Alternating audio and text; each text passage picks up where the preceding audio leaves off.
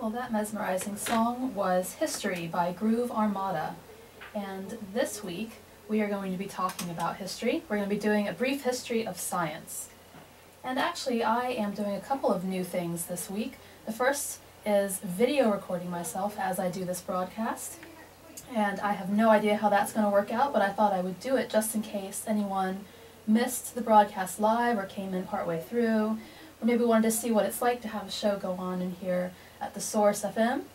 And so look for that on YouTube. I'll paste the link to it in the webpage, the Wildside webpage.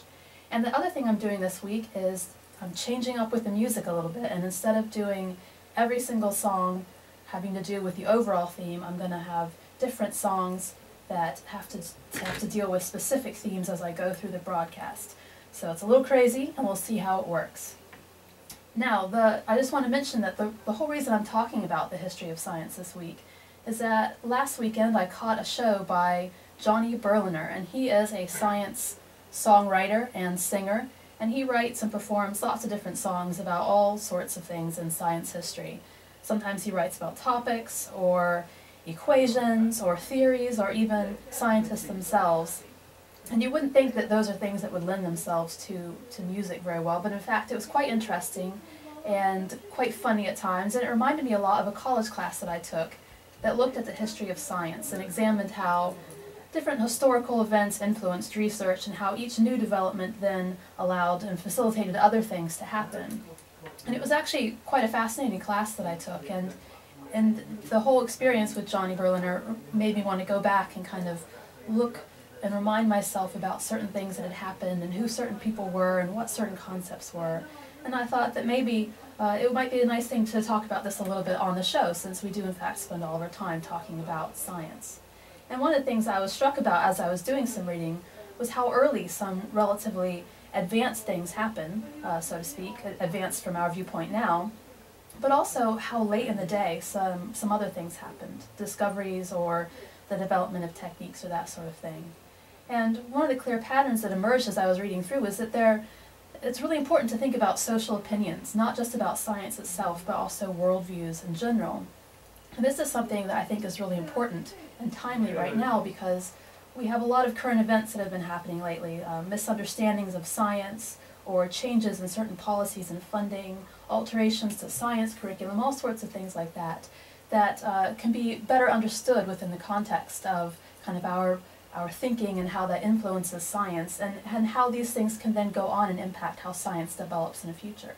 And so I'm just going to start with kind of early cultures and look at the sort of science that was going on then, and follow that all the way through modern times. And maybe this context will be interesting and useful, maybe even, in thinking about what's happening today. So first of all, early cultures. Well, amazingly, there is evidence of some knowledge, even in pre-literate societies. So societies where you aren't writing down information about science, but maybe you're passing it on orally. And in particular, we know that these people had quite a lot of astronomical knowledge. So there are structures, for instance those in Newgrange, Ireland, which is a place where the inner chamber of this structure is illuminated by the rising sun only at the winter solstice. And this indicates that the people there were aware of certain astronomical events and when they happened, and they were able to calculate that and predict them very well, and then use architectural techniques and engineering techniques that could allow them to capitalize on that and take advantage of some of these events in celebrating certain things or kind of honoring them in their architecture. So the ability to notice these trends and then put all of that together with architecture and engineering is actually quite an advanced thing. And we're pretty sure that there was also quite a lot of scientific knowledge, although you might not ordinarily describe it as such, that has to do with things like agriculture. So people had to know where to find certain plants, or maybe how to get them to grow, what part of the plant you could eat, the best conditions in which seeds would grow, and some of that was probably found out by trial and error. Other things were probably done by a bit of experimentation, even if it was inadvertent. And so here's a bit of scientific knowledge as well, and in fact there are lots of people today that live in what we might call I don't know, kind of basic civilizations, doing things that we did in our current civilization hundreds of years ago, but they do this same sort of science even today, and researchers are taking advantage of that and going into these more remote societies and finding out some natural history things that we haven't discovered yet. Now, in terms of the West, and I should mention also that the history of science I'm discussing today is primarily focused on the history of science in the West, because it's impossible to kind of take into account everything that was happening all over the world. So for our purposes, some of the most important first contributions and advances were made by the early Mesopotamians, and that really is kind of dating back to the very beginning of our culture. And many of their natural history observations in Mesopotamia were very numerically precise, and there are just hundreds and hundreds of tablets in which they've written cuneiform notes in incredible detail, writing how many things happened and how many incidences there were and what size they were, and very precise measurements of things. And these actually don't appear to have been associated with science, they were just kind of record keeping in general. But then later people were able to use these data in performing science and in working out some of their observations and techniques, and I'll talk about that in a second. But while we're dwelling on the cuneiform tablets, there's actually an instance of Pythagoras' law, which if you dig deep you might remember has to do with triangles and multiplying the one side. For instance, if you have a triangle that has a 3 and a 4 and a 5 length side, if you multiply 3 by itself plus 4 by itself, then you get 5 by itself.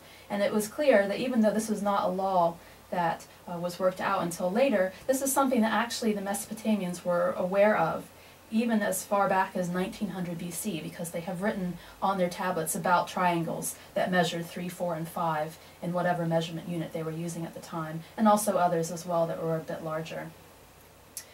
These guys also developed certain observations of things and ways of measuring things that we actually still use today. And that includes things like having to do with astronomical periods, so the solar year, the lunar month, the 7-day week, all of these things. And as I said, these were things that were then used later. So for instance, in the 1st century, the Turkish mathematician and astronomer Al-Battani, and I apologize now if I mangle any names here, he noticed that, well, he calculated, the precession of the Earth's axis, and that's its movement as it rotated around the Earth. And he was able to do this using all of these data from the Mesopotamians. And amazingly, his calculation of 54.5 arcseconds per year is actually pretty darn close to the current acknowledged value of 49.8. So that just goes to show how pretty advanced the Mesopotamians were at that time. And also the Turks and their ability to then use these numbers to calculate pretty fantastically huge and important values. And actually, some of the astronomical observations and other things from this part of the world, and from Babylon in particular, are recognized as having set a really important precedent for astronomy and also science in general. And in fact, astronomy and math were also important in Egypt, as was medicine. And these are some really big advances of the Egyptians.